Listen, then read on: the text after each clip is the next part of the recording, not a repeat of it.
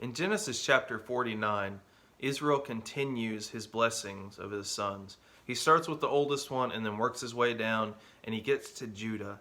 And he says, Judah, you will be mighty. He says, your hand will be on the neck of your enemies. Your brothers will bow down to you. And then he gets down a little bit later and he says, the scepter will not depart from your hand. He was saying that Judah's offspring, his descendants, would always rule. Does that sound familiar to you?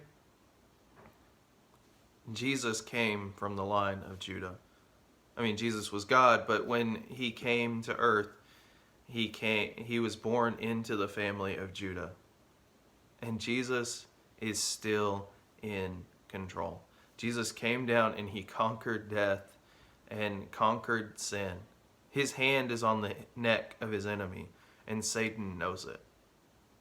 I love being able to say I am on God's side. I want to serve God because he's winning.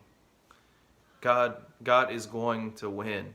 The scepter will never depart from the line of Judah because it will always be in Jesus' hand. Jesus will always rule because he was the one who came and conquered death. He conquered sin. It is amazing that God gave those words to Israel to speak to his son and to speak over his son's family so long before Jesus came.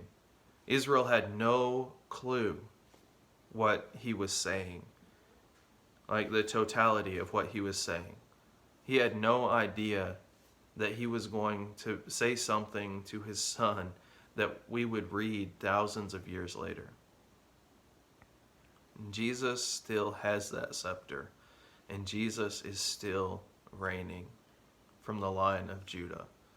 It's amazing how God can give someone something to say so far before it actually happens. You know, the words that we say probably won't be prophetic. They probably won't be remembered for centuries. I mean, they definitely won't be part of the Bible. But the words that we say are still given by God. And God can give you words to speak life into other people. There are things that people have said to me back when I was in high school, back when I was in elementary school, that I still hold on to.